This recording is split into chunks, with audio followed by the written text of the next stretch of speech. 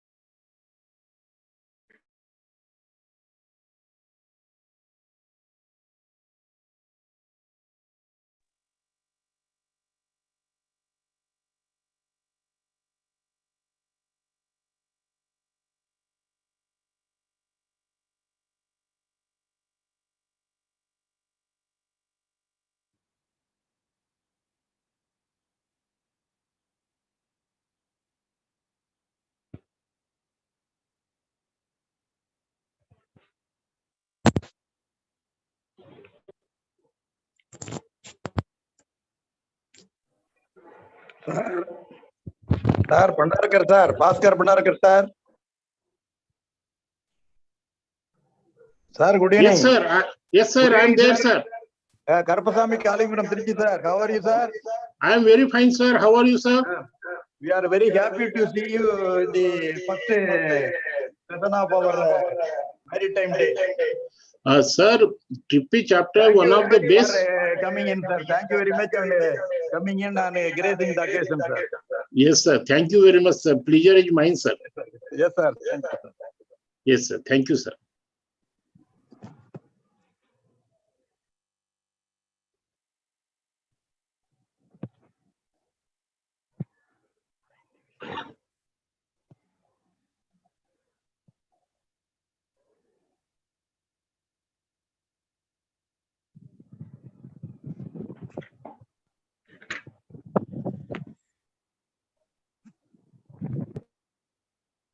Salwaraj.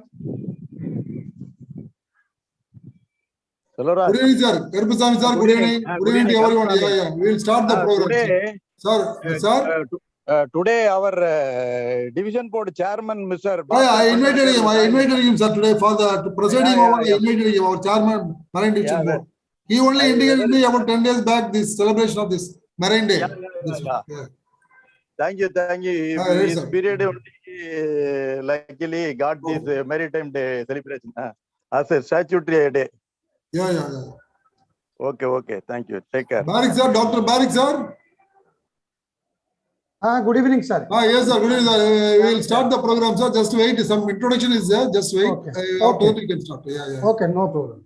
I welcome all the today's participants and today's speaker, guest, our chairman, Marine Division Board, Dr. Bhandarkar sir. Everyone, I invite everyone. Bhandarkar sir, Bhaskar Bhandarkar sir.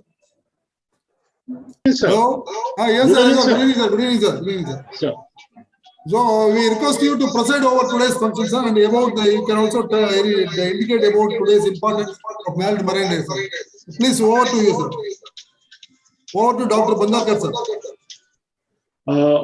Good evening, Sri Selvaraj sir, distinguished council members, Dharmapal Singh sir, distinguished office bearers of Trichy chapter, which is one of the most active chapter I have seen. Every week they have a very nice programs on very contemporary topic. I have attended many of such program, and let me admit, sir, there was a lot of take-home material for me. I learned from your program many things. This year, first time Institute of Engineers is celebrating National Maritime Day. This day, our first ship sailed from Mumbai to London. This is the beginning of shipping in India on 5th April 1919. And the last 6 years, we are celebrating this Maritime Day all over India. I thank you, office bearers of Trichinapalli chapter, our friend National Council members, for making this possible at the shortest possible notice, and the faculty, the principal scientist from Karaikudi. The topic is also very good, and I wish all the participants all the best and lot of take-home material. Thank you very much, sir. God bless. All the best. Yes. Thank you, sir. Thank you, sir, for a nice presiding over and also telling the importance of telling and narrating the importance of Marine Day. Thank you so much. Thank you for reminding us in advance. So we planned our program today. Thank you so much. Thank you very much for your participation.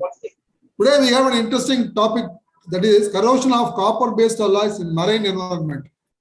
That is going to be delivered an eminent speaker, that is Dr. Rakesh C. Barik, PhD, Principal Scientist, Corrosion and Materials Protection Division, CSIR, Central Electrochemical Research Institute, Karaikudi, Tamil Nadu, India.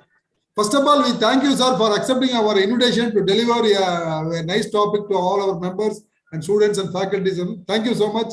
And we will very much welcome you to our platform, sir, today. We are very much happy to receive you, sir.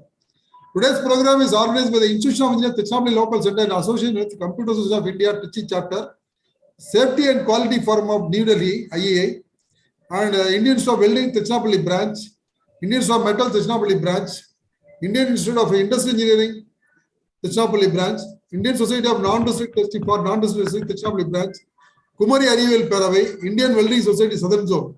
These are the organizations joined with us today. And BHL is hosting more than 10 professional institutions in our 3,000 acres campus. And IEA, Trichinapalli Local Center, is role model to all the professional bodies to conduct weekly programs. And we are conducting weekly program for the past 3 decades. And after the pandemic, we switched over to virtual mode. This is our 173rd program. So with this small introduction, I call upon Dr. Titus sir to introduce today's speaker, Dr. Barik, to the audience. Over to Dr. Titus sir. Yes, sir. Thank you, sir. Yes, sir, please. Very good evening to one and all gathered here. Our respected chief guest of the today's function, all the dignitaries of the IEA Trichinapalli Local Center, former chairman, and all the participants. Very good evening to one and all. I'm very happy to take this opportunity to introduce the today's chief guest of this seminar, Dr. Rakesh C. Barik sir, who is the principal scientist, Corrosion and Material Protection Division, CSIR, Central Electrochemical Research Institute from Karaikudi. Today is a very interesting topic on corrosion of copper-based alloy in marine environment. So I'm happy to introduce today's chief guest on behalf of IIT Tiruchirappalli Local Center. Dr. Rakesh Parekh sir is a principal scientist in corrosion and material protection division at the CSIR, that is Central Electrochemical Research Institute, and he has more than 10 years of research experience in the field of corrosion science and engineering. Dr. Rakesh sir holds the degree of MSc Chemistry from the Utkal University, Odisha, and MTech in Corrosion Science and Engineering from IIT Bombay, India, and PhD degree from National Center for Advanced Tribology within Engineering Science of the Faculty of Engineering and the Environment at the University of Southampton, United Kingdom. He has got postdoctoral research experience from the School of Engineering, University of Edinburgh, United Kingdom in the area of CO2 research.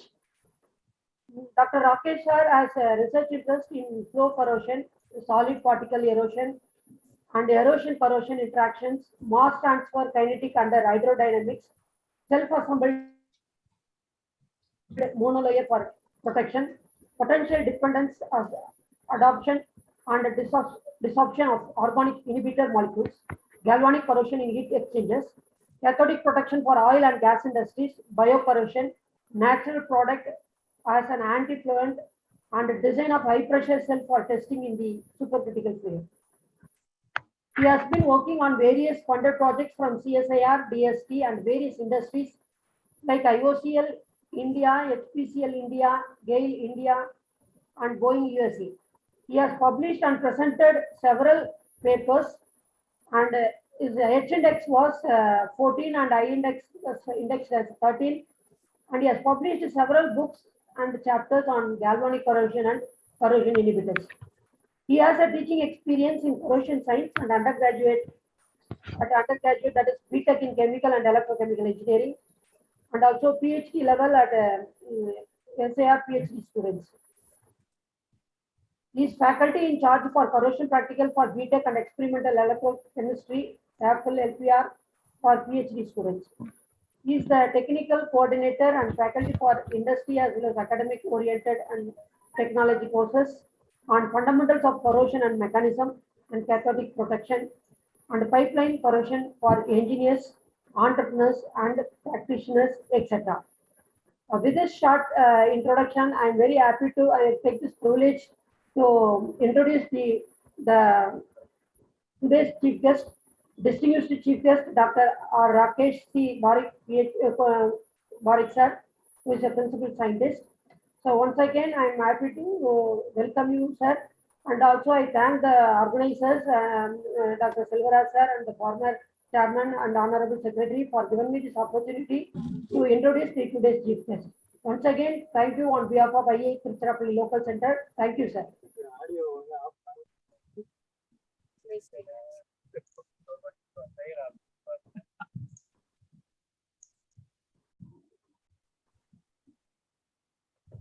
Hello?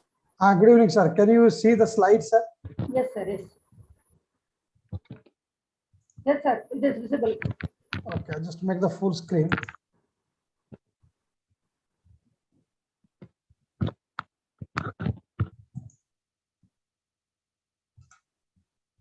Can you see it? Now you can see, no? Can you hear me clearly? Okay. Yes, sir. Thank Yes. you. Thank you very much. Okay, thank you very much, Salva sir and Tita sir, Yes, sir. for giving me an opportunity to talk on such a important day for the engineers on the National Maritime Day. And I did my work actually on the completely on a PhD time on the marine environment, copper-based alloys. Now my students are also working on this particular area, how to inhibit the corrosion for the copper-based alloys.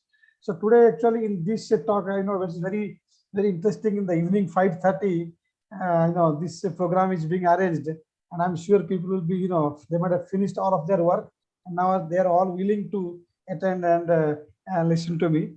And I know today is a holiday, but anyway, Dr. Selvaraj has arranged a nice program, I think. So what I'm going to do actually for this particular talk, I will give you some of the examples, what you mean by the corrosion, the examples like where I have gone myself and did the work. So some of the photographs I'll show. Then also I will show the, what is the sort of a basics of corrosion, what are types of corrosion. Then I will come to the copper corrosion, the work I have done myself.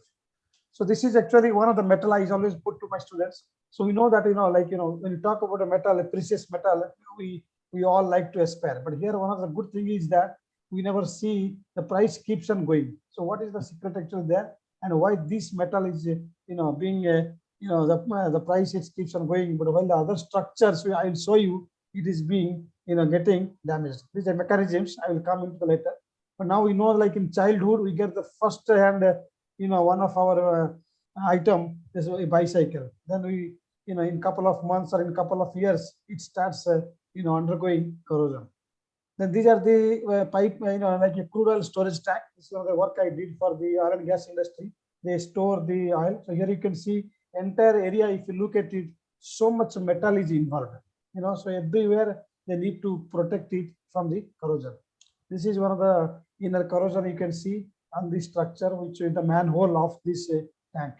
And this was the inside of the oil and gas tank, where we had a huge severe corrosion. You can see, like, these are the big holes under the ground, and that brings, that can create the leakage of the oil to the soil. And there are a couple of other examples. Also, the footpath also that of metallic, that is also corroded. And this pipeline which is carrying the product, that's also being externally under atmospheric corrosion. It has happened. Now, this is one of the very serious issue where the pipeline has burst out, and it's led to the leakage of the oil and has completely, contaminated the soil. And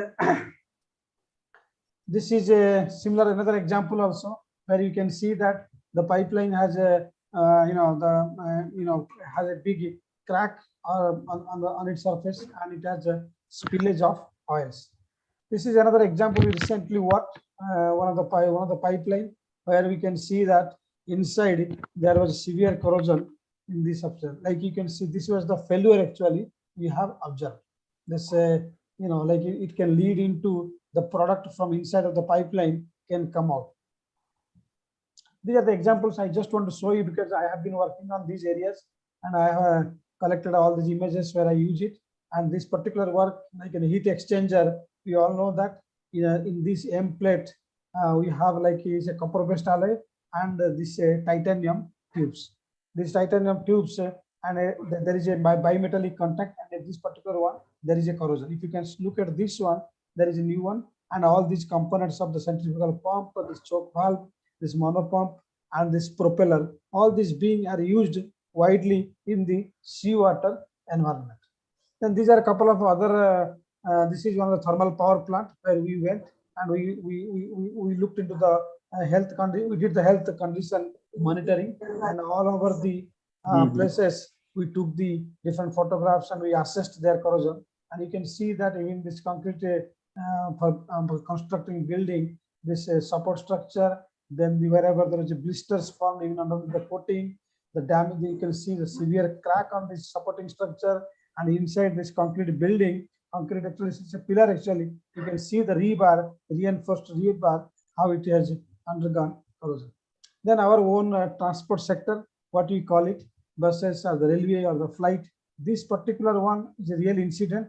It happened in 1989, where the top of the roof actually, completely flew away in the mid-air. That was actually, it was blamed on the corrosion. Then these are the pipeline. You can see how severely it is affected. The internally corrosion has affected. Then inside the concrete, this rebar is affected. Then we in our home we have these batteries, or we call this this 12-volt battery. You can see that the lifetime we talk about only 4 years of guarantee. But what actually, why can't we exceed? This is one of the reason actually.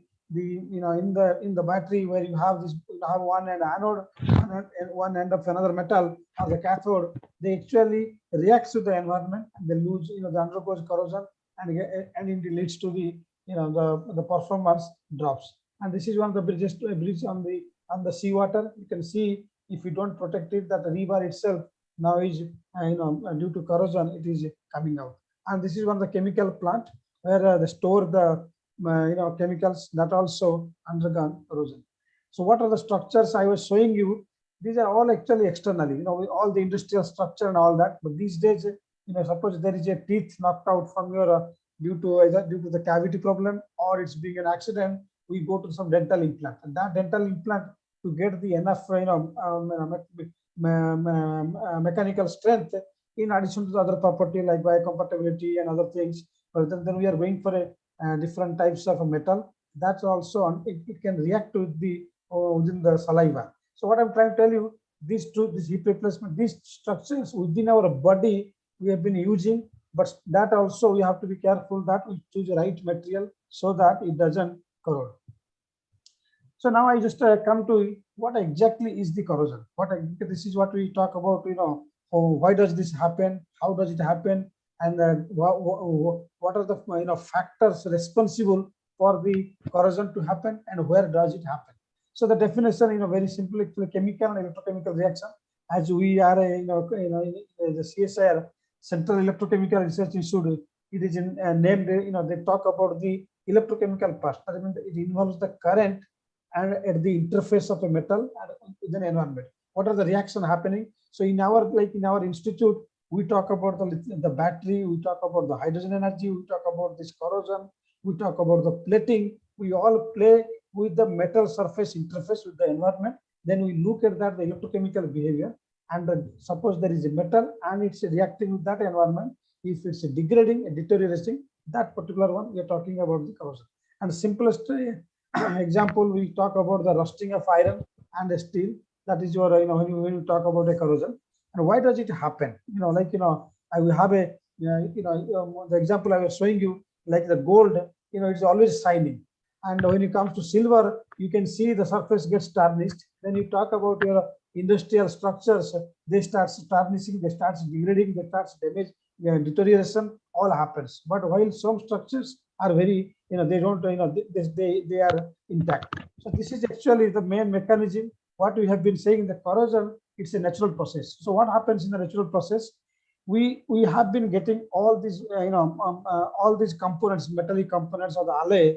To make them, we are extracting the individual element or the individual elements from the minerals, from the ores. So that is a very highly energy intensive process. So we are actually putting a lot of energy into that, and we disturbing that entire the stable state of the mineral, and then we get the pure metal. And the moment we get the pure metal, then we use it for different purpose. So that is our metal alloy of the component. But all these metal and alloy, if you look at this thermodynamic, the free energy versus reaction program diagram, all these pure elements, they are actually in the higher energy state from the ores or the minerals. So these high energy states makes it always unstable, and they want to return back. They want to return back to the ore, and that is only possible. It takes sort of like ores, like it has taken some thousands of years to get there. But so what happens here? These metals, they react back to the environment. The environment could be the environment I'm sitting here. It's in my room. That's called atmospheric environment. Or you have a environment, your seawater environment, like you are or you have a chemical. Like a chemical environment. For example, like an industrial thermal power plant or coal power plant, like that environment. So these pure metallic elements, when they react actually, so what they do, they sorry. They form a product, and that product we call a corrosion product. And it could be, if you look at this diagram, what I'm trying to tell you, this corrosion product and these ores of the minerals in the same energy level, but not the same similar region. And plus this composition is also same. So in that case, what happened actually, what this metal is doing, it is trying to go back to the ores through the corrosion product, which is a bit, and it reaches that, and that particular process, it is always happens spontaneously, and which we have no control. So that's why we call about corrosion control or mitigating. We cannot stop completely. So this particular one, we call it as an extractive metallurgy. The corrosion, the reverse of corrosion is nothing but the reverse of extractive metallurgy. So this is what happens in the pure metal which was distant from the ore states would like it to go back the ores, and that finds a route is called the corrosion. So that is why this process always happens and the metals corrodes. So what are the environments? If you look at this one of the example, what I have done here, it covers the entire spectrum of the environment, whether it is an atmospheric environment, whether it is your, this natural environment, whether it's an aqueous or non-aqueous media, whether it's a seawater or it's a normal water or acid environment, whether it is under the soil or it's a river or any of these environment it covers. Then these are the natural, these are the environments responsible. But in addition, this components application actually, what is the where you are going to use that particular component. So then you have some of the factors like whether stress is there, any fatigue is there, or if fatigue is there, then in that particular case, is it whether it's a room temperature, high temperature, or any velocity. I mean, are you carrying that liquid, product from one state to another state? Like for example, the oils like the water or maybe crude oil or these things we are passing through the pipelines. So we look at the effect of the velocity.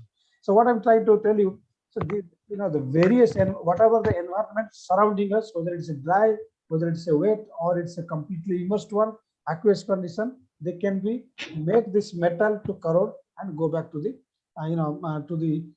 to go back to the ore spot. So this is actually the mechanism. Actually, I'm sure a lot of engineers, they all have studied the fundamentals. I just want to refresh their mind. So what happens? Suppose when I'm talking about a metal which is corroding as an alloy, so that particular piece we call it an anode, and the other side you have another complementary one that's called the cathode. And so normally whenever there is this electrolyte, is nothing but the environment. The environment is nothing but the place I'm sitting in this particular room. I have some little bit of moisture maybe in the air, or you have some oxygen, you might have some carbon dioxide, all that provides, if they provide an electrolyte, they provide, and in that case, this metal actually starts corroding. When it starts corroding, it forms some of a, for example, like in the steel case, if you see iron plus 2 electron, and so these electrons goes to the other side of the cathode side, and it takes up in another reaction called the cathodic reaction. So what I've done here, if I have a piece of mild steel that undergoes a corrosion, this is the first step actually. Iron becomes iron plus 2 and 2 electrons. Now that 2 electrons being used, suppose I have an acid media. That means I have a chemical plant. I'm manufacturing a lot of acid. So what is the metal or what is my container should be? I have to know that. But if I have a steel, I can see that electron comes out the acid. Suppose it's a hydrochloric acid. In that, the H plus ion takes the electron with the hydrogen gas. So that means this reaction is becoming possible. Or if I have an acid solution, something like an oxygen is contaminated, this is another cathodic reaction. Or if I have pure seawater, like what I'm going to talk about, neutral or alkaline media, in that case, the main reactant will have some water will be there, and your atmospheric oxygen, which is dissolved, what we call the dissolved oxygen. So that dissolved oxygen can take up the electron and form another OH minus. So the reaction keeps on going on. So this is actually the mechanism part of the reaction. So this is one of the common example. Like I put on a couple of this in the supporting a structure during concrete building during a building. This put it climb the ladders actually. So this steel, if you look at here, it is just exposed to outside. So now in the outside, some oxygen is there, some moisture is there. So now this metal when corroded will become iron plus 2 ion, and the electron goes down. So oxygen with water which diffuse towards the metal surface or sitting on the metal surface, they took the electron and the reactor form OH minus. Then it leads to different sort of product formation. So that's what you see the various reaction. So this is actually like one of the more of an example of that piece of steel actually. So what happens? It undergoes a series of reactions. What I'm trying to tell you, you have the anode reaction, then you have the cathode reaction. That is due to your atmospheric environment, which contain oxygen plus water. You want this product, but you look at here, this OH minus form and iron plus 2 form. They don't stop it there, so they end up keep on reacting. Iron hydroxide, FeOH3, Fe2O3.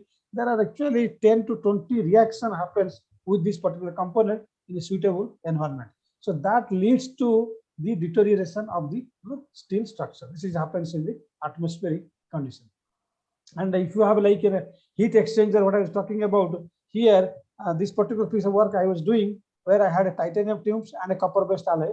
So this example I'm telling you that there is two different metal is there, two different metal means two dissimilar metals are there. If they are metallic in contact and they are exposed to our environment, they can also undergo corrosion. But here I am talking about iron and copper.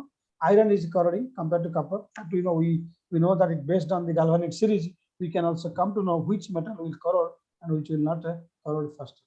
So now, so what I'm trying to tell you, suppose for any corrosion reaction to happen, what are the things I need? So I need a metal that we call the anode. Then the complementary reaction, the cathode, it could be another metal or it could be non-metal, like your acid media, or it could be your oxygen plus water should be there. So these media can also make that. And the environment should be conducting. What we are talking about, in the electrolyte, some ions should move, so that should be conducting in nature. Then this, for the electron flow, there should be an electrical connection. That's what we are talking about. So when it comes to control the corrosion, we actually can cut one of them. Either we can stop at the anode, we can stop at the cathode. So that is what actually we do in our corrosion process. So any of these four we can disable, the corrosion will be stopped. So what is the driving force? I think, like as I said that, I just want to bring little bit of we studied all these during our engineering time or in your MSc. So like we look at the thermodynamic equation when we calculate the what do you call the electrode potential, looking into the metals each behavior, and from that we find out if the free energy change is more negative, the reaction is feasible and spontaneous. If the free energy is positive, the reaction doesn't happen. I think I'm sure this series will remind all of you like how to use that. This is earlier a lot of people already worked on it. They took all this metal, all the non-metal, they did all the experiment, and they found out all these electrode potential values, and they just put into table and it came up. And from that, using that series, now it's easier for us to understand how to define this metal, whether it is will corrode or not, or will be corroding. So that's what we call the more anodic or the greater tendency to corrode. This is one of the fundamental series. We take it to understand the basics of corrosion. Then we know this, if this particular example, when we give that, we suppose I'm connecting a piece of copper and a zinc, what is the cell potential or the electrode potential? Then I calculate the delta G, and from that I'm actually able to say that this reaction is a spontaneous in nature.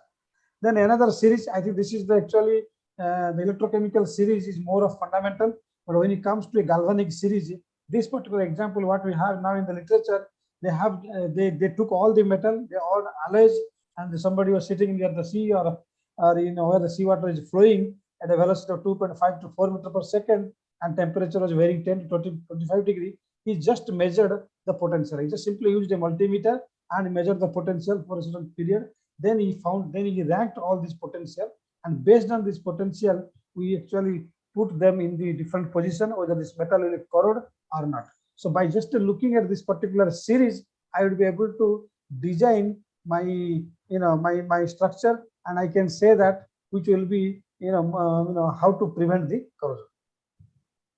Then there are some other equation I just want to like some basics just to talk about. This is a very fundamental equation. Any electrochemistry reaction happens in an environment like that. I talked about that acid environment, or it could be a neutral environment. In that, any reaction happening, there will be a reactant, there will be a product, and we link with that, and we are able to get a relationship of the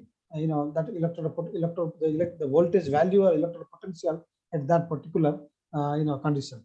So that this is what actually before we this is what I was trying to talk about. I have I take this copper and I expose to for example, I put in the water media.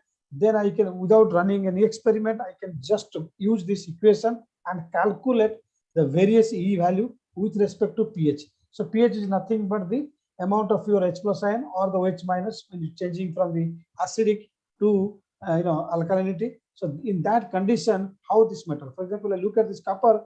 If I have this potential, it goes below 200 millivolt this side, in the negative side, if it goes for certain up to this pH, it's immune. That means it will not corrode. But the moment I'm moving a little bit in the or in the potential side, copper is active, that's becoming corroding. And that copper, if it reacts with some other species like oxygen, and it's forming a lot of film. Some oxide film is forming, and that is indicating it's getting passive. Similarly, I showed you the iron undergoes various reactions. It could be iron plus 2, it could be iron plus 3. It reacts with this, the media of the water and the hydrogen, and we get different products. So what I'm trying to tell you, we can also predict the reaction of a particular metal theoretically, and also it can help us in designing my structure. This is what we say for the water also. We have seen that what are the reactions between water and oxygen, all that take part in the reaction, and this particular one, and we can see their potential and with respect to the pH value. This is actually this series is nothing but to do the to predict what are the corrosion product will form, and then also we can use reverse way. Reverse way means what I was doing. If I go from the bottom to top, I'm talking about different things. So an immune, now it moved to corrosion, now it passivity, or again corrosion. But if I want to bring all these metal from the top to bottom, if I come, you can see that the same corroding metal is going to immune region. So that is what we can use it to protect the structure also. That means I can hold my metal at this sort of potential value and certain pH, and it will be protected. That's what we call the cathodic protection, or even sometimes in the plating industry, if they want to give a plating and they want to make it immune, so they can decide which species to coat it, so that the potential can shift to the bottom side. So this is two-way, this 4-way diagram, but it has a help in not only predicting the corrosion product in that environment, it also can predict the contour of this one. So now just a couple of examples. I think we are all been a long time, maybe we might have forgotten. So what happens when the corrosion happens? They just wanted to know what for each metal are it same, or how does it actually looks like. So that particular one, they call it a forms of corrosion or types of corrosion. So that's what they identified, and various way of seeing that damage. And this is like various types of corrosion is there. We call it a uniform corrosion, galvanic, de-alloying, crevice, pitting, intragranular, and some other forms are called stress corrosion, cracking, corrosion fatigue, hydrogen damage, erosion corrosion, the cavitation, and all that. So what I'm trying to tell you here, actually, it is the combination of the material, whatever you have taken of the metal and alloy, and the particular environment, whether it's atmospheric environment, whether it is a chemical environment, whether it's a crude oil and gas environment, or it is a marine environment, or what is the service condition, what is the application of that particular metal in that. If you combine them, we have seen that what I'm trying to tell you, the same mild steel or a copper has a different corrosion in different manifestation of corrosion in different environment. So then then on that basis, we have named them various types of corrosion we see, or various forms of corrosion we observe. So this particular one is called a uniform corrosion. I just want to reduce the slides. I'll just give you some examples. The uniform word itself is self-explanatory. If there is a corrosion all over the surface, suppose you have a component, you go back you start using, after a while you see that entire panel or entire whatever the area you have, it has undergone corrosion. Because that particular is progressive, the corrosion proceeding, we call it a uniform corrosion. And the example is rusting of steel in the air. So this is what actually I think I told you earlier. Here the mechanisms we take that a droplet of water is there, and in that droplet of moisture of the water, you have a little bit of oxygen is there. So once it is there, and in one location, the reaction starts. But if you imagine that the entire structure is filled with water or filled with droplets of moisture, so now in that moisture you have oxygen, so you will get lots of everywhere the corrosion will happen. So this is the mechanism: anode reaction, the cathode reaction, and the different product forms, and then it leads to uniformly the corroded surface. Then we come to another one called galvanic corrosion. Galvanic corrosion, I think in a lot of places you have these two pipelines you are joining. So in that joining, what you are doing, what is the flange? Are you using a different, the flanges, or you have a nut and bolts? Are you using different metals? So in that cases, when you have two different things that two dissimilar metal, there is a possibility of one of them actually corrode the others. So that is what we are calling the two metals. So it's named actually two metal to bimetallic. Even also I can say you, even if you have same metal, also it can also act as a galvanic, because if a component, if it's made of having little bit of metallurgy difference during a fabrication process, and that is why you can see the the corrosion can be initiated due to that difference. So what I'm trying to tell you, the bimetallic or the dissimilar metal or the contact. Contact means two different metal when they're connected to each other, they lead to this type of corrosion. And this is one of the example in the heat exchanger is there, but there are a lot of other factors also responsible in this case, like when I'm talking about two different metal, what is the role of this the area of the two things, whether anode area, cathode area is same, or anode area is large and cathode area is less, or the anode area is less and cathode area is large. This particular examples I leave it to the audience. They sort of think of that, which one will accelerate the corrosion. Well, this is one of the example I keep ask my students over here. What I'm trying to tell you, I have a piece of a copper sheet, and on that I have a bolt of steel bolt here, or the other one I have an iron door and a copper bolt. Let us still talk about two doors actually, one made of copper and one made of the iron, and the bolt is the bolt is different one here. This is iron here, this is copper. In which case this bolt will fall down, or the bolt will corrode such a way that it is going to come off. This is, I think, I just leave it to the audience to think of. Then we come to another forms of corrosion based on this galvanic series. What I told two metal, because a lot of alloys, we take it's a combination of the metals, and they are like bronze, brass, all these are two different metals. In the gold also we are little bit of copper to give strength. So when these two metals are added into the to make the alloy, so there is a possibility in particular environment, one of the alloy, one of the component of this alloy will act as a more active, and once it become active, they will start corroding, and it will maybe it will come out, or it will leach out, or it will undergo a dissolution or a parting. So that is what these are the terms they use it. And for example, like this is called a zincification. In this case, in the brass, we know that copper and zinc. So they've observed that when there is a copper and zinc is there, we know that zinc is more active, more anodic, more it will undergoes corrosion compared to copper.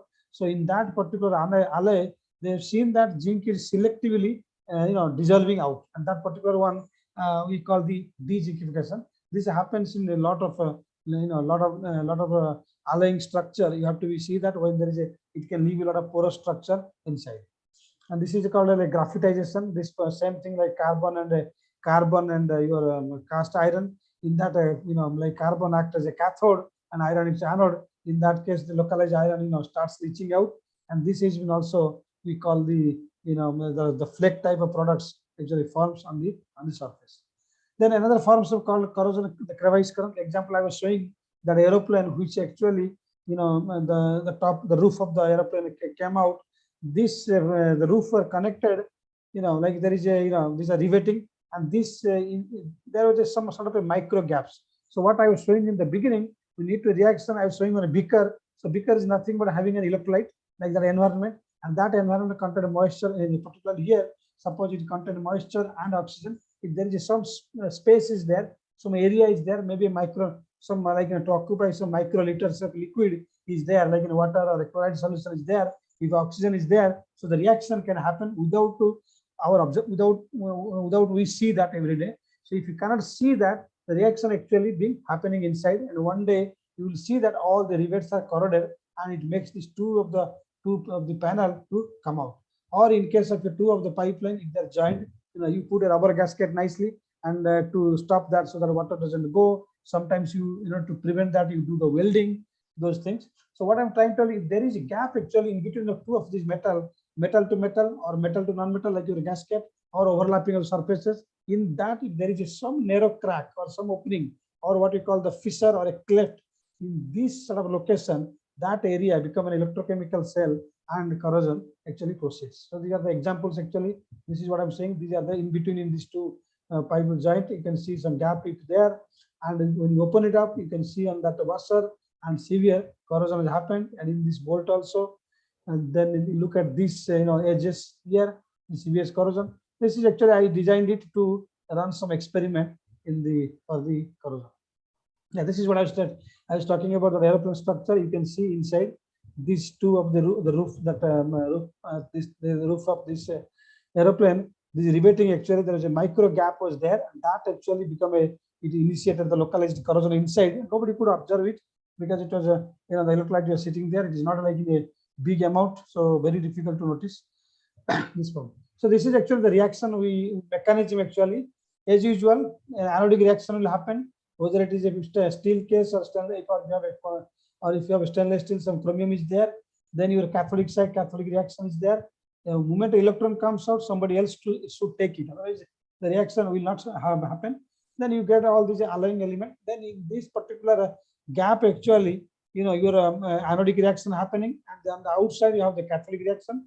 And when the inside, it could be some of these, anodic species. It could react to the electrolyte and form different compound. Like, for example, suppose any chloride is there, like marine environment. This is the more dangerous form. Seawater, we have a free sodium chloride. So this sodium chloride, not only it increases the conductivity, it also takes part the reaction like this. So whatever the anodic species, this metallic ion formed here, now it is reacting with the chloride and forming chromium chloride or iron chloride, and further it dissolves with that water and form a hydroxide with HCl. So what happens if you look at the seawater, the pH is around 7.1 to 7 to 8 pH, but see in that pH, that is a neutral to little slightly alkaline. So that reaction was happening with the oxygen plus water. But when the pH, this product form, iron and the chloride reacted, look at here, this acid form. So now I moved from the seawater, seawater in the chloride, the seawater on the top, which was a neutral or a neutral pH. Now I'm moving inside the component to the acidic pH. So this is very dangerous. We cannot see. The moment it reaches this thing, the reaction actually, self propel itself, what we call the autocatalytic process.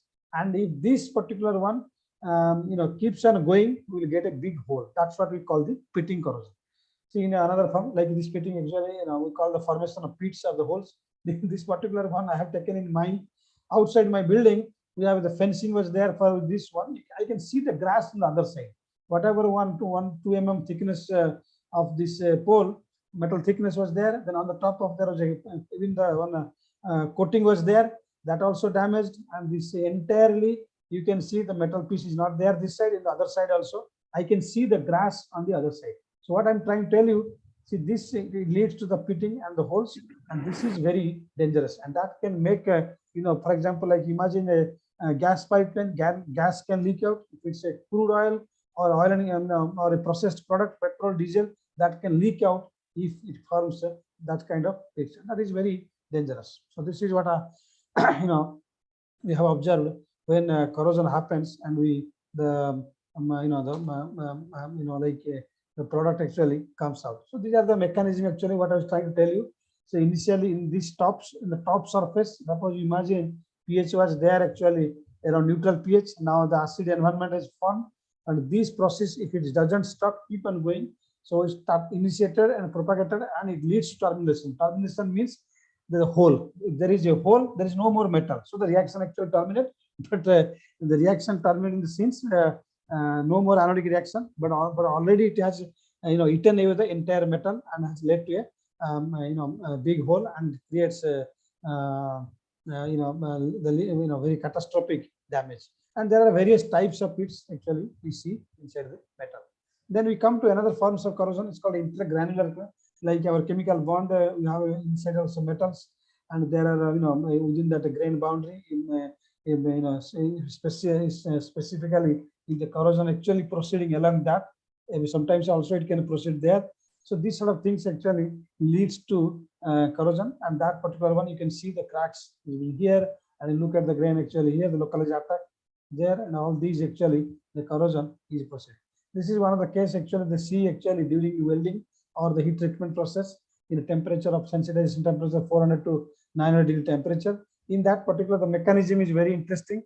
Whatever this stainless steel or nickel based alloys is having this chromium and iron, how this the diffusion of the depletion occurs, and due to the depletion it can form this chromium and carbide forms a precipitate, and that precipitate is actually cathodic to the main substrate of iron, and by doing that it creates a localized cell, and moment that due to the heating, it happens due to the sensitization, it happens, and the moment it happens, then you get your then you exposed to a corrosive environment, the reaction actually proceeds. These are some of the examples actually that are mechanisms. And during the weld decay, we have seen that most of the corrosion actually occurs here. The that in the heat affected zone. Then this is another forms of corrosion called a stress corrosion cracking, and you can see how nicely like a tree branches. This particular one, I always tell my students, it is actually Indian origin from these forms of corrosion. Initially, it was known as a seasonal cracking. When when we were under the British rule, they used to store their ammunition like brass rockets, these mortars and all. They used to store in the horse stable. During the rainy season, they used to store. So what they found out when they take it out after rainy season over, the urine and all that from the horses actually reaching this brass components, and they found out a lot of cracks on the tip. But same metallic structure when it is outside during the dry season, there was nothing. But from that they found out this ammonia and other things were responsible for creating these cracks on that, and they made it seasonal cracking. But further study when it started, then the mechanism when the people started to understand, they saw that the factors like the stress, tensile stress, and the localized corrosion with respect to the metal created this kind of failure. This is your some of the like you can see the cracks here, over here. So you need a stress to be there to create this kind of failure. But then this is another forms of corrosion. Now so far whatever I was talking about, these are all my work actually. All these things I have done myself. I will show you in the marine corrosion in copper-based alloys. So what actually happens here, I was talking about for a corrosion reaction to happen, we have an anode side, the metal is corroding. Then on the cathode side, I was talking about you could have another metal, or you could have the non-reacting, non-metals like the reactive cathodic reactants like oxygen, hydrogen ion, or water, or water, or the sulfides, all those react. But here in this particular one, it is actually the living species, and these living species we call the bacteria. These bacteria actually we find out, for example, like if you look at any structure inside the sea, they will be attached with a slime and all that, what you call that, and that inside that one, this this bacteria actually use the metal as a what you call they try to consume their metabolism. They use this metal, and by doing that, simply we call it they eat the metal, and by doing that they create the corrosion. This is what happens actually. So any structure you put into the sea or into the water, or if any like initially on that surface you will see some these are the normal reaction. Oxygen is getting into that, iron is coming very close to. But after that, from the sea area, a lot of organisms like organic compounds, they start getting absorbed.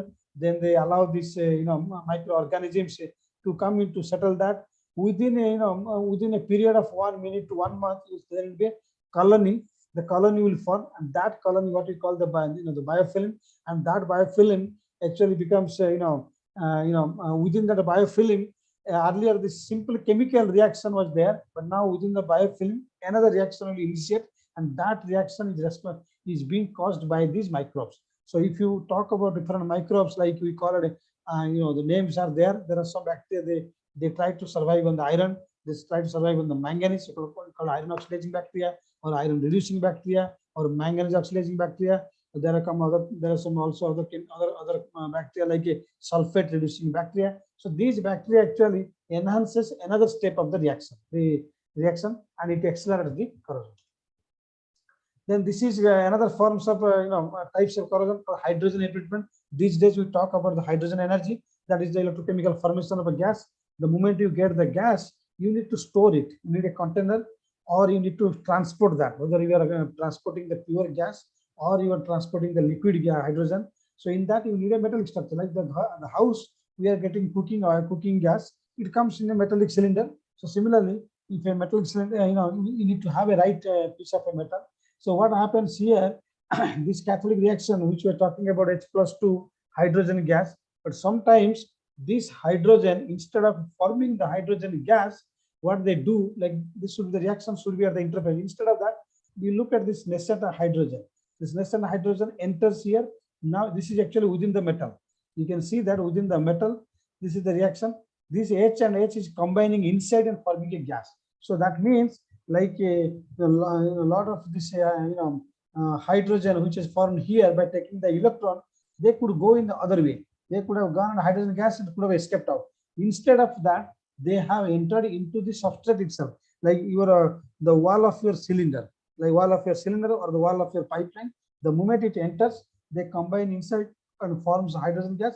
And if it forms a hydrogen gas, that occupies the space of the metal. Is so they and it's like if suppose millions of gas starts occupying inside a bulk material, at one point they try to escape. When they try to escape, they create that kind of you can see this this crack happens, and this sort of like the failure actually happens on the substrate. And this is more of the seeing in the boiler, because that's the source of this hydrogen in the plating industry, oil pickling, plating, wherever this H+ ion source is there. Then we come to a corrosion fatigue. That is also talk about stress, but here it is actually the stress is in fluctuating nature. Mostly if there is a loading and unloading structures are there, you are in case of a drilling rods or the sucker rods or your motor shaft where it's moving, and these are the mechanical factors. But if there is a corrosive environment is there, it can also lead to the damage. Then you simply also use this is called a fretting corrosion. That is like when two metals are rubbing each other. Like the easy example is the train.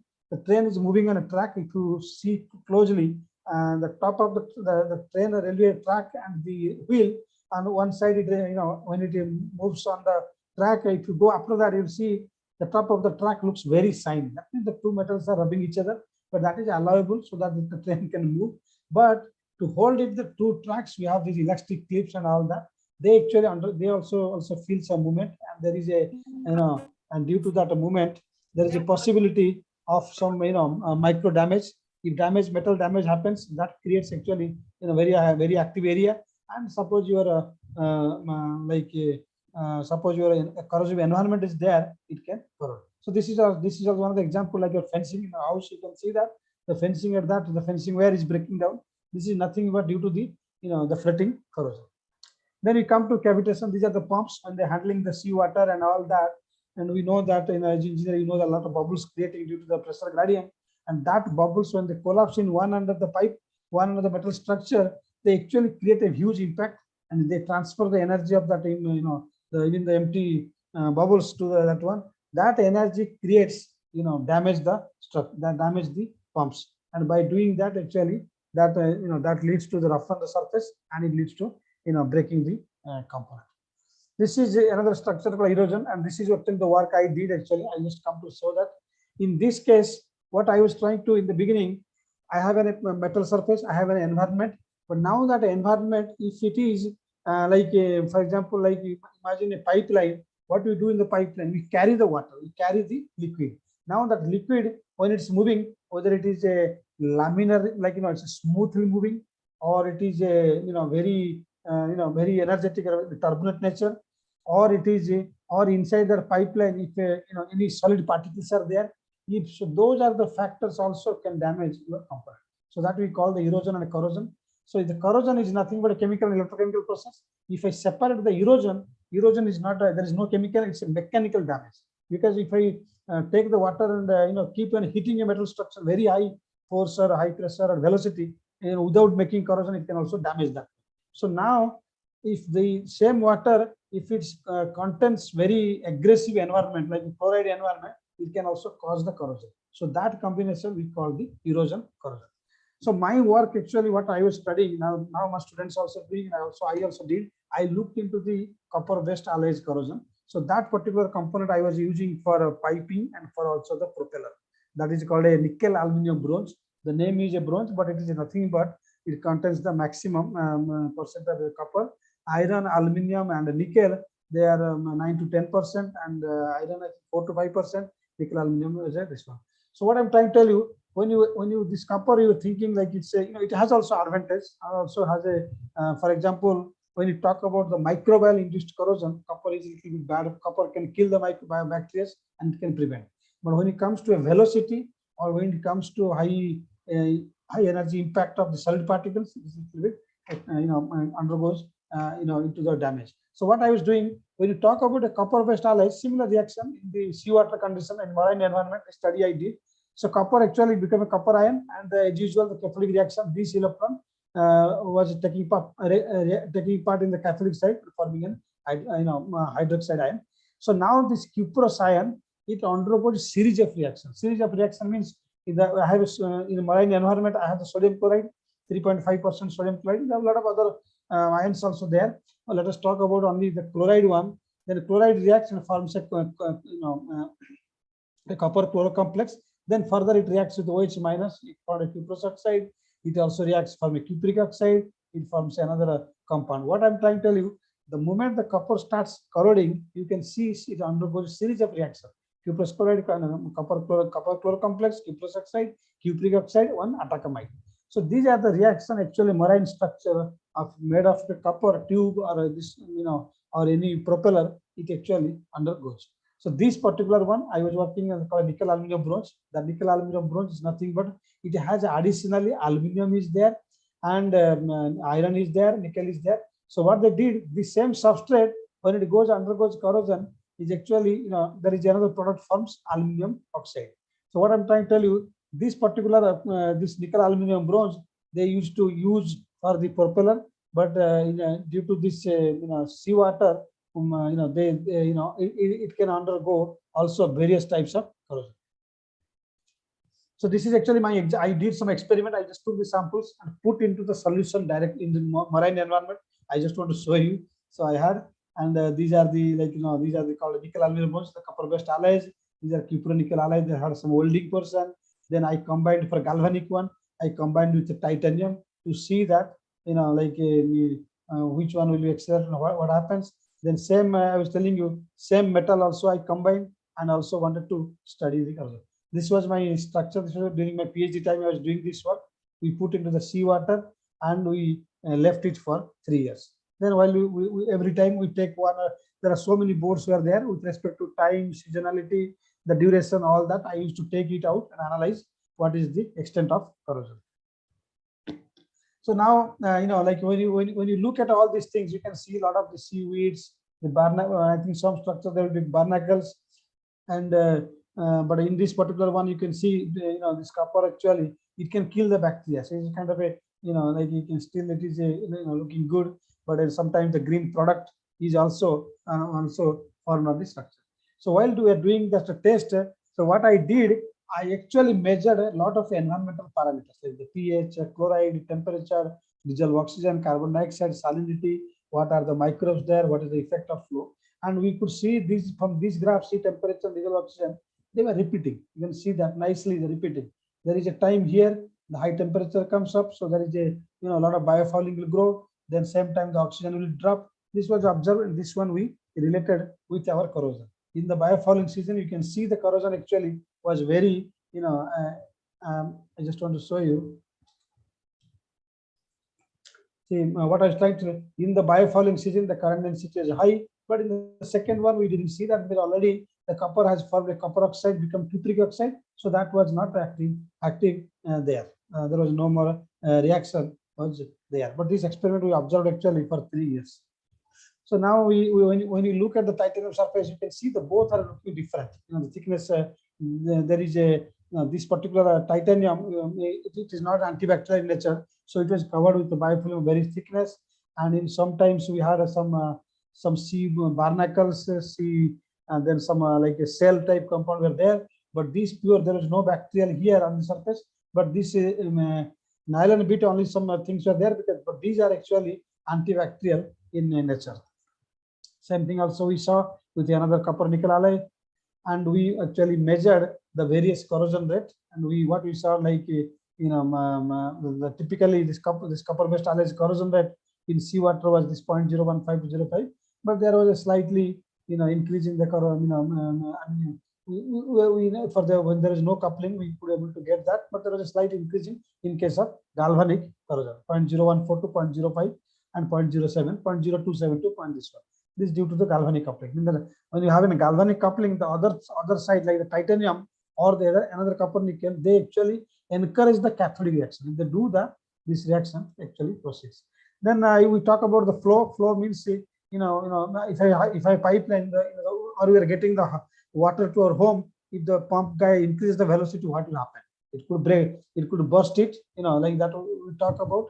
And here this this intact passive film, we can see that with respect to corrosion rate, this is just an assumption. What will happen if there is a film is there, the corrosion rate is low. If the film is breaking down, depassivation, then the corrosion is increasing, and some point if there is no film is not able to form, this reaction will happen. But in certain cases, if certain velocity is forming, then you can have a corrosion rate in reaction.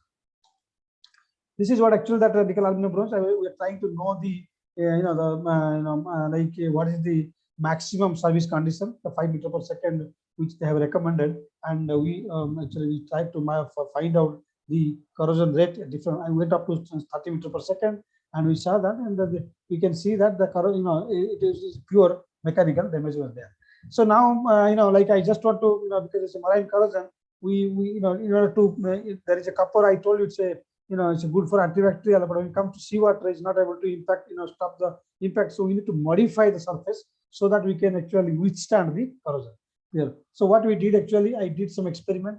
This is one of the experiment I did. 6 meter per second erosion corrosion we did for up to 6 meter per second. I took some sand inside and used the a marine environment, the sodium chloride, and we did on the experiment. So what for that we did, we used a jet impeachment rig. I designed it, and also I have one here in CSR Sikri in my one of the lab, same in my lab. So what we do actually, we can the one I have got here, it can go to 60 meter per second with the different nozzles. So I will just take that seawater, push through it, and I kept the metal surface here and impact a different velocity.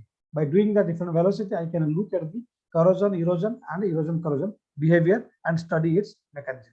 So this was the, we tried to see different coating, like because of expensive also this alloy. So what we did also, we took a steel surface, and on the steel surface we coated all these nickel aluminum bronze using like this sort of powder, HVOP, high velocity oxyfueling process powder, NAB powder, and we are trying to use this spraying gun to achieve the corrosion.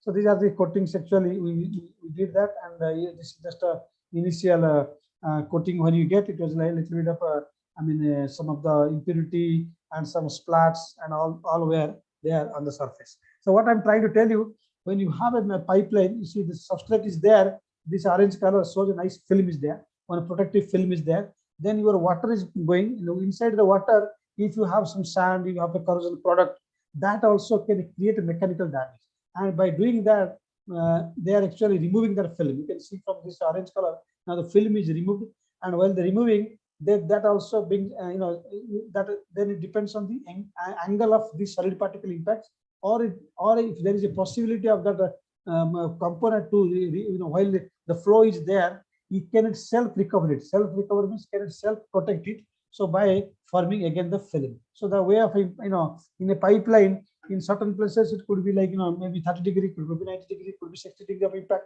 the flow and the solid particle. In that particular location, there is a possibility of the metal to recover back for that film. So this is what actually we did. Actually, we saw that in the very low angle, impact, low 30 degree below that, this is actually highly corrosive. But when you have a 90 degree up to that, there is actually, it's like a hammering that. By doing that hammering, just like creating a deformation. But that was actually able to withstand the metal. But in this kind of these things, there is a micro cutting. You can see the piece of metal is actually going out. But if you have a coating, the coating is always, it's not a uniform substrate. So there will be each oxide or each particle will be attached to each other. And if any water or any solid particles may come and knock it out, so there could be a more, crack on the substrate. So this is one of the experiment I did actually. I just want to show some data here. We measured the corrosion rate with respect to velocity, and by doing that, I saw that like that mild steel which was having here highly corroding. But the moment I put this coating of all these copper based alloy, it was able to give me a good resistance. Similarly, also we could we analyzed after the flow. We looked into that coating after the study the corrosion. You can see the pore structures was there.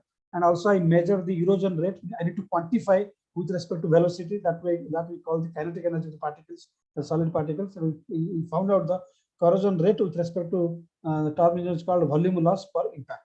And also we see the same thing also. And like steel is here over here, and all other cast knob and other things was actually the lower.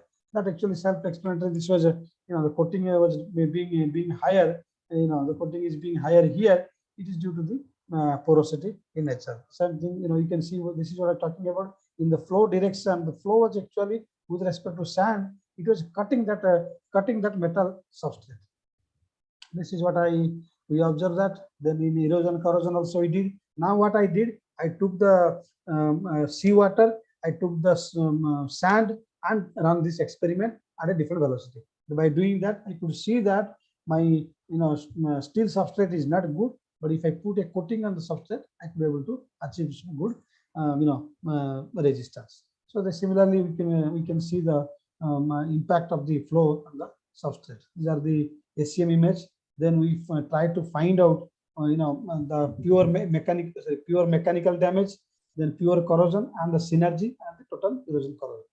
So these are the mechanism, and from that we try to understand which this synergy, which metal will be good in what condition. So we came into this assumption that if I'm going to use this particular experimental set of condition, if I want a pipeline 3 meters per second, I can use that. For valve, this much energy will actually make a corrosion. Then pump can go for 10 meters per second, and a propulsion system can be 25 meters per second if I am having this energy. So these are the way we actually we came to conclusion. This cast nickel aluminum bronze copper based alloys is very much suitable for all these applications. But if you have a coating structure, it could do some pipe works or the valves, depending on the application. This is very extensive work my student has done. I asked him to give a slide, so he put into 2 slides actually here. So what we did, same study actually we are doing now, the inhibiting the corrosion, that is in the flow environment. So like in a different velocity he did, and we synthesized some compound, and some metal oxide compound and nanoparticle also. And these are the study, like you can see that this is the cup. There is a nice inhibited film is there. So what we are trying to say that we can also prevent the corrosion, not only the coating routes, through using the inhibitor. And these are the way we actually analyze. We do a lot of electrochemistry experiment, like an OCP, like an what you call the potential dynamic polarization, or you call an impedance. Then we look into the inhibition efficiency. And he also did another organic compound, and by doing that, these are the very various study also we did. Once the film is forming, we looked at its hardness property also, and by doing that, we are able to we were able to like we are synthesizing a lot of molecules actually, and also we look into the various fundamental aspect also in my lab. Mostly for marine purpose, this copper based alloy I do other works, but this particularly copper based alloy I look the fundamental levels, and we study here. These are all the works are also published. I think, thank you. I think I took a long time, a lot of time I took it. I hope I was a little bit able to talk about the corrosion. Thank you. Thank you, sir. It was a wonderful talk. You covered all the gammuts of corrosion, particularly in copper. Really, it was an interesting talk. Thank you so much for sparing short notice. You made it very nicely. It was a knowledge treat on corrosion. You started from the basics of corrosion and the types of corrosion. Really, it was overall, it was a very good coverage, sir. Thank you so much. You imbibed our minds a lot in the corrosion area. Thank you so much. Thank you, sir. Now, there are a lot of questions. Participants can ask questions to us, sir. As well as the charts, there are a lot of questions are there. Now, anybody wants to ask, then we can go to chat. Yes, sir. Yes, sir.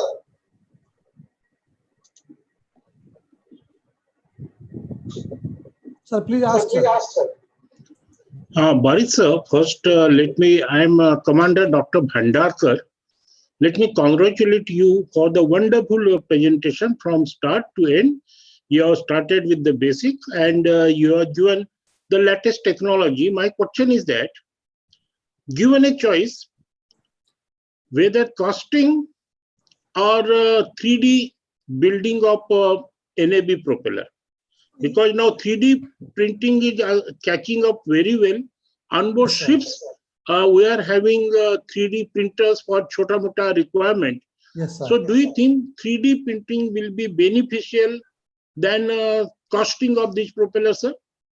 Sir, 3D probably you might be using for the refurbishment purpose. Refurbishment purpose, they're actually talking about. See, instead of making the complete component, 3D is also coming up. Like suppose you have the propeller, there is a slight damage is there.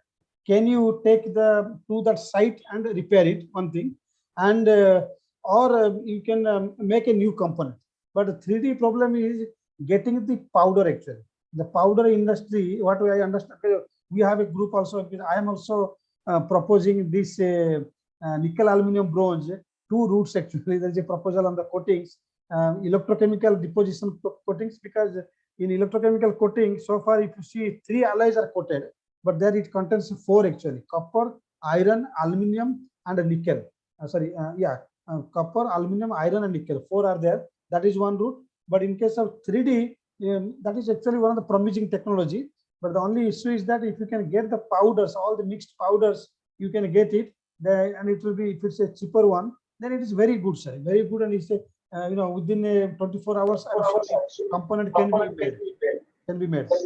But sir, do you have any 3D like which is doing the lab? What I remember, last our Marine Convention on Naval Science and Technology Laboratory, they have presented us a model of 3D built propeller. And Okay. if you remember, your colleague in IIT Mumbai, Dr. Karunakaran, Okay. was very much involved in this sort of metal 3D printing for the metals. So Yes, do you sir. have any idea? Yes, sir. Thank Yes, you. sir. Yes, sir. Sikri also, our institute also, we have a 3D, and we are working for this ISRO. We are working for the lot of oil and gas industry. They are making, but for the copper-based alloys, so far we have like the work I did with the Boeing. That was a TI6 aluminum 4 vanadium. So we did it, and it was the corrosion. The corrosion resistance was very good actually. We were able to optimize that property. But what I was trying to tell you, instead of making the propeller, we have a study. My study, what we did, we took the base metal was a mild steel. The base metal was a mild steel, BS 4360, and on the top of it, we just gave a 300 micron coating, 300 micron coating of NAB. But for the propeller, it didn't perform well. But same thing, if the in the 3D, if they can get it, you can get a cheaper one. So because mild steel and compared to this your nickel, aluminum, bronze, there is a huge difference in the cost. But suppose you take that mild steel, maybe whatever the required thickness, and on the top only you give the NAB coating a few hundred micron. And if you can get nicely, if you can control the porosity nicely, you can control this microstructure and the phases and all that. No? It will be very cost effective. It will be very easier to instead of going for a completely copper-based alloy, we can use the 3D to benefit that. That is my proposal. Actually, I have put it to CSI. And moreover, that HVOF process may induce some thermal stresses in the original base substrates. Yes, sir. That is there. I agree, sir. That is there. Yes, sir. Actually, that is there. But now I think the initial stage of study, that part we have to come up. How do you layer by layer, we do that, and the attachment, adhesion, all the thermal things, we have to take care, sir. Definitely. Sir, thank you very much. This is very dear subject to us, and we will request you to get us involved, and we will try to learn more from your experience. This is very important subject for mariners, sir. Thank you, sir. Thank you, sir. நானும் முடிச்சிட்டேன், submit பண்ணல இன்னும், அவ்வளவுதான். சத்தியம் முடிச்சிட்டேன். Sir, Barik sir, Dr. Barik sir, there are a lot of questions in the chat box. I'll read it or you read it and answer, sir. Some questions are there, many questions are there. Okay. Yeah, please read it and answer, otherwise I'll read it. I'll just go through, sir. I'll go through. Lot of appreciation also there. Thank you. Visakhapatnam chapter, okay, thank you. And,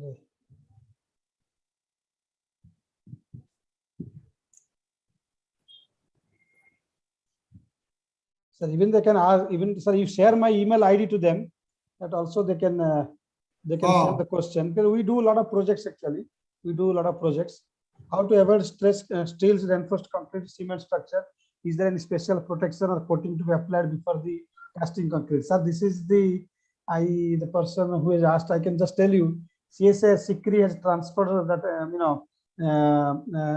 technology for the what we call the like to the recently we have transferred to a lot of paint industries, and then 14 to 15 type industries they have taken for the steel. Like if you look at the Promban Bridge, that concrete, the 4-coat system, we have done that, and we have also inhibited cement slurry coating. These are the technology, and these are already it is being given to the industry. If you kindly be in touch with me, I think Hari Krishnan from Vizag. If you in touch with me, I will our concrete group, which actually has given this already to the lot of industry for this one. Then there is another question is actually on stainless steel. This is a very interesting question actually. The 1 to 3, whether it's a tensile stress, corrosion, environment, and susceptible to microstructure, and why sensitization is not happening in all the exposed sample. So actually, this we have to look at the the chromium, and I think it's from Karthikeyan. We have to look at that chromium carbide precipitation. It is forming at the interface, and whether it is creating the cathodic or anodic spot. Then whether the NAB coating and stainless steel will trigger galvanic corrosion. See, the NAB coating I had on the mild steel, on the steel surface. Even if you look at the composition of I compare the NAB and titanium, NAB and cupronickel, and in this case we just have to see copper-based alloy and stainless steel. Definitely there will be a galvanic interaction if there is a porosity or crack is pores there. If the metallic, the liquid is electrolyte is able to reach the interface between the NAB and stainless steel, that will definitely create a galvanic, and that is what we call it a the failure happens if there is no proper attachment of the two coated system. Then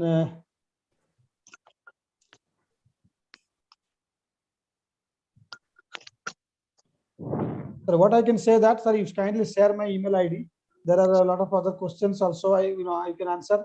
If anybody is interested on technology from us and also R&D purpose, we are also we are able to give the solution. Sir, Yes. thank you so much. I am Hari Krishnan. Yes, sir. Can you please tell me the life of NAB coating on a impeller, what you told? I think, The rough sir, life. I think the commander was there. He can say that a propeller, maybe 25 years, but I don't know exactly. I don't know exactly. I don't know. Okay. This is actually what I studied the fundamental. Is it a specialized activity only one particular group of people are doing, or it can be I done think by? mostly the naval industry is doing that. Mostly the naval industry, they are interested. I know DRDO, my friends are working. They are working on it. But my particularly me, I am looking into right now in this lab. Instead of a nickel aluminum bronze is a copper based alloy. So I look into the very fundamental work of copper. Like the project I am running is called a mass transfer coefficient. Means your cathodic reactants, like oxygen, which I am talking about, is creating the responsible for the corrosion also. So how much oxygen is coming to the surface, how much diffusing, what the mass, that sort of things I'm doing. But when this nickel aluminum bronze, I did a work a long back, and we are also working on copper and cupronickel alloy. But what I understand in industrial application in India, mostly naval industry is interested. And sir was also telling, the commander Bhaskar was telling, they are also looking into the 3D aspect also. Okay. Thank you, sir. Thank you. Sir, if you want to, so where are you from actually? Hari Krishnan.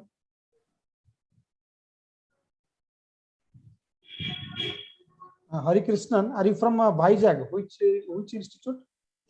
Sir, I am from NTPC Limited. NTPC, okay. But NTPC, do they have anything? NAB, I don't think so. We don't have anything like that, but we have a pump which is located on the sea front. Definitely, that would be made of copper-based alloys. The NAB would be there. NAB would be there. Yeah, I know that. That one But actually, it's quite good. Actually, nickel aluminum bronze is very good because what I was showing the 3 years of results. The first year, it was being corroding when copper was becoming cuprous oxide. When copper was becoming cuprous oxide, it was corroding. But after the first year over, the cuprous oxide transferred to cupric oxide. The moment it formed a cupric oxide, the current density completely dropped. There was no corrosion anymore, even in the galvanic case. That is what. And I've seen a lot of work has been doing on what you call the preconditioning the pump. That means you bring the cupric oxide film on the surface and take the pump or the component into the application, so that you can. This is one of the finding we did actually during my work. Okay. So, is there any chance of the stabilized style getting into sensitization? Yeah, sensitization. Nickel aluminum bronze, I don't think so. The sensitization, I think for this chromium carbide precipitate, no, not here. I don't see that. We use stainless steel, stabilized stainless steel of grade 347H and super 304 for high temperature steam application. It's a stabilized steel. It's a titanium and columbium stabilized steel. But titanium, you use the stabilizer. Probably Yes. that will reduce the diffusion of the diffusion of that carbon to chromium. That if that chromium carbide precipitate is reduced, so probably sensitization will be less actually. Yeah. Okay. So the IGC will be less. Okay. We cannot completely stop that sensitization. Only we are trying to reduce it by way of adding the titanium and yes. Okay. And that steel and for reinforced concrete cement structure you're talking about. Yes, sir. We have actually the fantastic technology. Berger paint has. If you look at Berger paint and all, I think NTPC we might have given. Well, I did the work for NTPC Vallur, but that was a conditioning monitoring for their all these coating. The coating guidelines we made it in Chennai. We did that, and I think all over India my institute they have done all the work for NTPC. So whether the coating what you are talking about, this is to be applied on the steel surface before casting the concrete? Yes. There are two types. On the top of your concrete you can put it, and on the rebar also you can put it. So these they have two types of 4-core, 2-core, 3-core system they have, and these are already commercialized technology. This technology has been given into the different industry, like one of the concrete, Madan Kamath, some Kamath group in Mumbai, Berger Paint, Asian Paint. A lot of organic, companies they have taken the technology. If you send me email, I will send you the list of all these technologies. Sure, sir. Thank you so much. Thank you.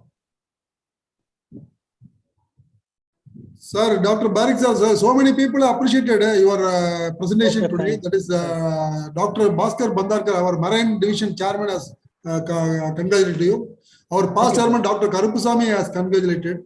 Thank you, and so many people has congratulated. There is Karthikeyan has thanked you, and Dr. Selvakumar thanked you. So you managed to bring them all in the weekend. Yeah. Many people have congratulated and thanked you for your presentation. And Dr. Manavalan is one of the safety expert from BHL. Okay, sir. And Dr. A.M. Shanavas, Dr. Uday Kumar. Thank you, sir. Thank you. So many appreciation for it, sir. Really, it was a very good presentation by you, sir. We are very happy to hear your talk today, sir. Okay, you gave A to Z of all corrosion, particularly about basics and as well as about copper corrosion in marine environment. Really, it was a very good knowledge treat for all of us, all of our engineers. Now, participants, if you have any other questions, we can move on to the next agenda. Wait for 2 more agendas, sir. Vote of thanks, sir. Please wait, sir. Okay, sir. Thank you. Next week announcement, our Honorary Secretary Dr. Kevin R. Kumar is held up. He is not able to get his net connection. So I am announcing the next week's program. Next week, Tuesday, that is 11th, we are going to have a talk on cyber security. The cyber security of windmill turbines. That is, it is an association with the Ministry of Information Technology and Electronics. G20 series talk is going on. This is the second G20 talk this month. Last month we had cyber security. G20 has asked us to propagate the cyber security through Computers of India, and instead we are doing that. And I request all the members who have participated today to come forward and attend tomorrow next week's program. We will also communicate through WhatsApp as well as our regular email IDs. Thank you so much for so many people attending. More than 60 persons attended today's program. Thank you. There was a very good appreciation from many throughout the India, you can say, very many organizations. Thank you so much. Particularly, I have to thank our Dr. Bhaskar Bandarkar, who is our Bahrain chairman. On my request, he came and proceeded over today. And now I call upon Dr. Karupasamy, our past chairman, to propose vote of thanks. Over to Dr. Karupasamy, sir. Sir, Dr. Karupasamy? Yes. Yeah. Please propose vote of thanks. Yeah, good evening to all. I am very happy to convey my sincere thanks to Dr. Rakesh Parikh from CSIR Sikri Karaikudi for sparing his valuable time today with us and sharing his experiences on corrosion.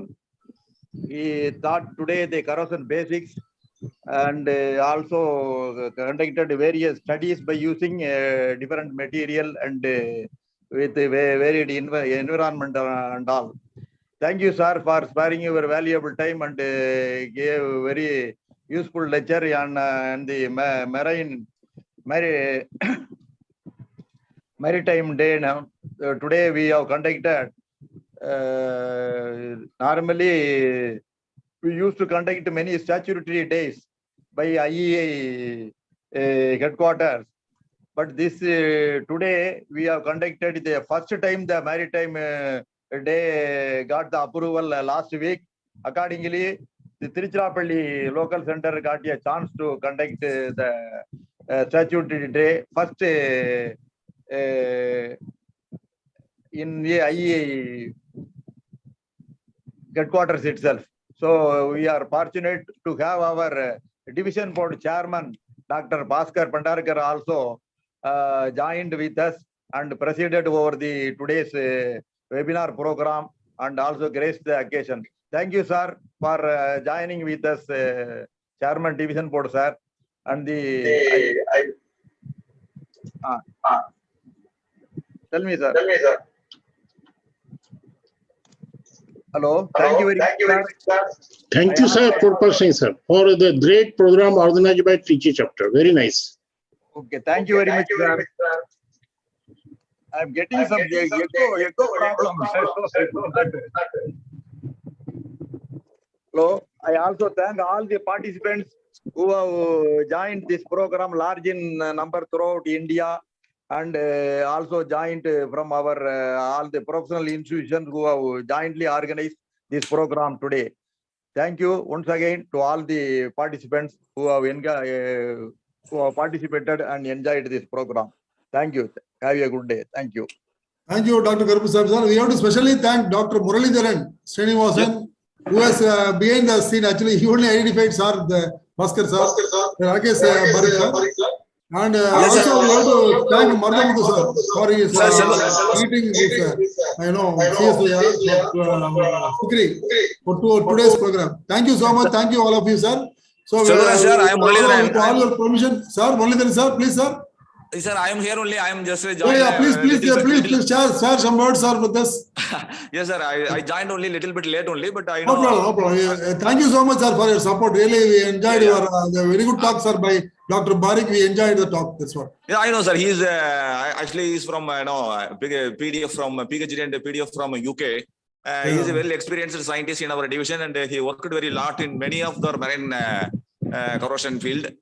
And he is a treasurer, secretary of National Corrosion Council of India. I am a treasurer. Okay, we are usually conducting seminars and various conferences every year throughout the India. We will send an invitation to you also, sir. We will also join Indian Institute of Engineers in future. Thank you very much, sir. Thank you very much. It was a very good quality presentation by Dr. Parikh, sir. He started from basics and covered all the garments of this corrosion, particularly basic of corrosions, then particularly copper. Really, it was a very good show today, sir. Thank you. Thank you so much for identifying a very good speaker for us. We will keep in touch, sir. We will associate more programs, sir. That's what. Okay, sir. Okay, thank you. Thank you, sir. Bye. With the permission of all of you, we will call up the day, sir. Good night, Parikh, sir, Murali, sir. And our Bahrain chairman, Dr. Bhaskar Bandarkar, or all the dignitaries on the in the dais. Thank you so much. Thank you.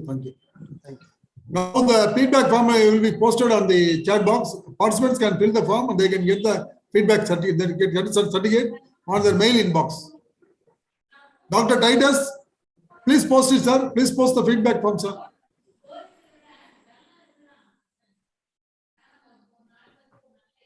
Yeah, now feedback form is posted.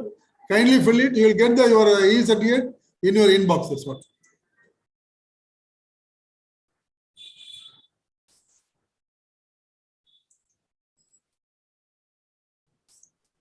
Sir, is it okay, sir? Yes, sir. Okay, sir. Thank you, sir. Thank Okay, you. sir. Yes, Thank you. sir. Thank you.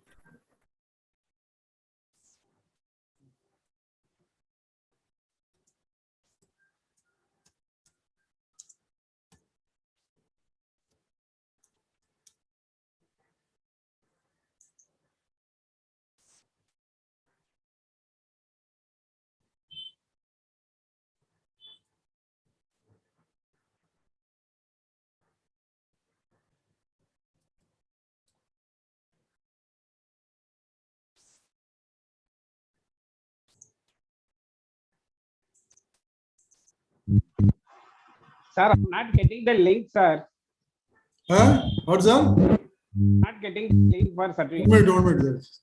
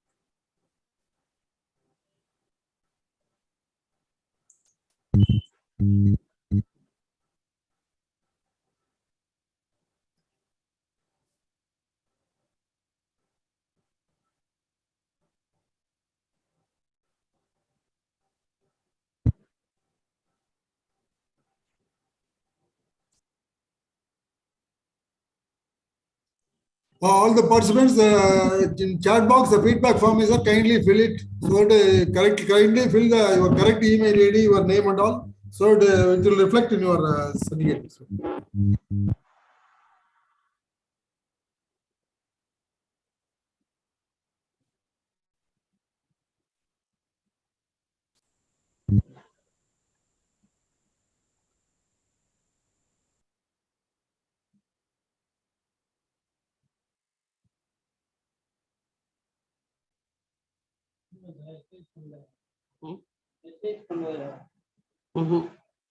Meeting.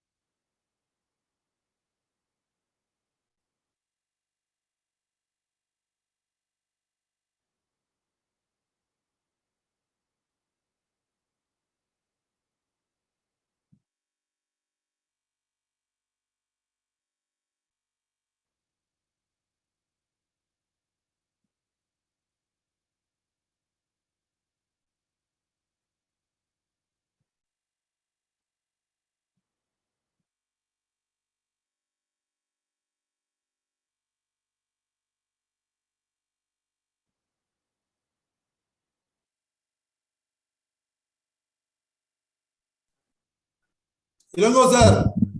Sir. Ilango sir. Yes, sir. What is the doubt, sir? You fill the form, sir. You will get it in your email ID, sir. Kindly fill the chat box. Just click it. You will get your. You have to fill all the details in that. Chat பாக்ஸ்ல வரலையே sir இந்த வந்திருக்கேன் போட்டிருக்கேன் இருக்கேன் எனக்கு தெரியுது. நான் இருக்கேன் திரும்ப வேணா போடுறேன். நல்லா பாருங்க. மேல இருக்கு பாருங்க. திரும்ப வேணா காப்பி பண்ணி போடுறேன். திரும்ப காப்பி பண்ணி போடுறேன் பாருங்க.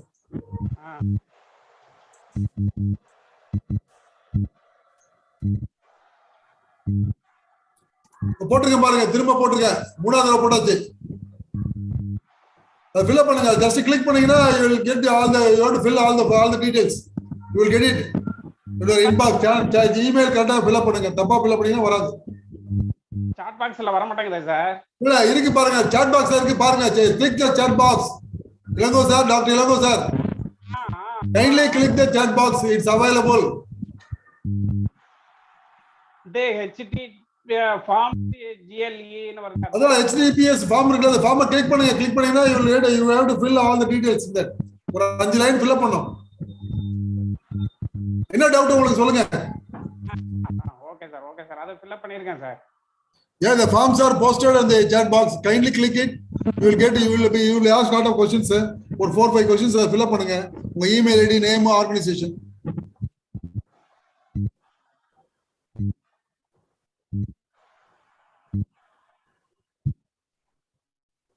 நான் fill up பண்ண சர்டிஃபிகேட் வந்துருச்சு, inbox வந்துருச்சு. அதனால fill up பண்ணுங்க. சார் பண்றேன்.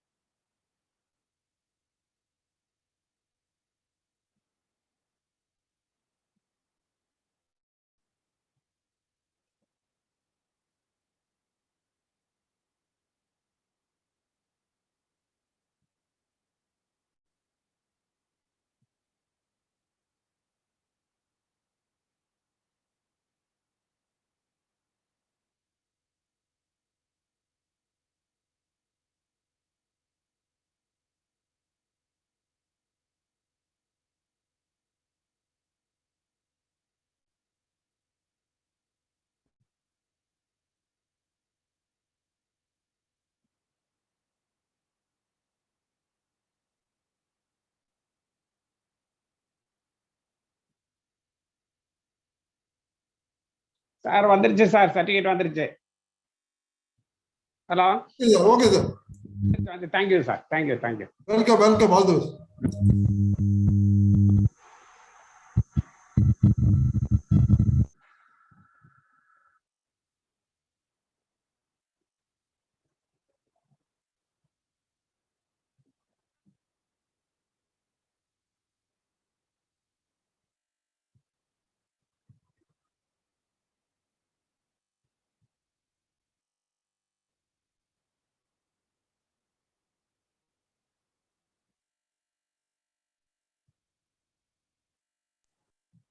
Yes, Maya Kannan, you can leave. If you got the if got the certificate, okay, you can leave it.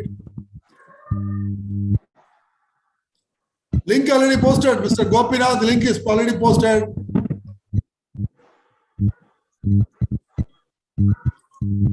Again, for information, I'll post it.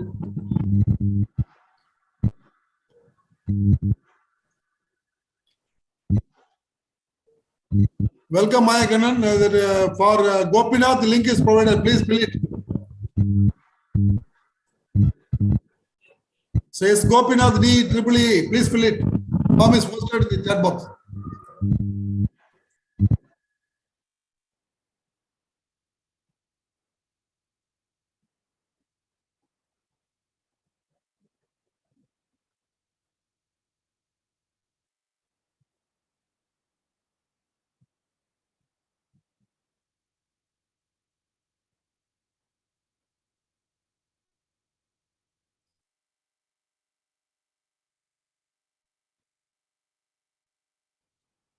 Sir நீங்க திருச்சி வந்துட்டீங்களா? Selvaraj sir, sir சொல்லுங்க, Ilango sir சொல்லுங்க. நீங்க திருச்சி வந்துட்டீங்களா? திருச்சி வந்து திரும்ப போகணும், வேலை முடியல. ஒரு 3 சப்மிஷன் முடிஞ்சிருக்கு, ஃபர்தர் வேலை இருக்கு. அங்க ரெண்டு டெஸ்ட் பண்ணி ஐ ஹேவ் டு கெட் ரிப்போர்ட். அது முடிச்சு ஃபைனல் சப்மிஷன், தீசிஸ் சப்மிஷன் பண்ணணும். இது பண்ணணும், ஸ்னாப்சிஸ் பண்ணணும். 2 வேலை இருக்கு. First synopsis, thesis submission. 1 or 2 months வேலை இருக்கு. அச்சா, 1 or 2 months இருக்கா? ஆமா. அதே ஒரு test heart and cell test பண்ண சொல்லிட்டாங்க ப்ரொஃபசர், இந்த ப்ரீ சப்மிஷன். அப்ப அது போய் நான் டெஸ்ட் வெல்ட் அடிச்சு ஒரு 6 பீஸ் வெல்ட் அடிச்சு I have to send it to Chennai for testing. என்ன டாபிக் சார்? டாபிக் நான் தனியா பேசுறேன், உங்கள்கிட்ட போன்ல பேசுறேன். ஓகேயா? I talk to you by phone. Okay. Thank you sir. Thank you so much. Okay.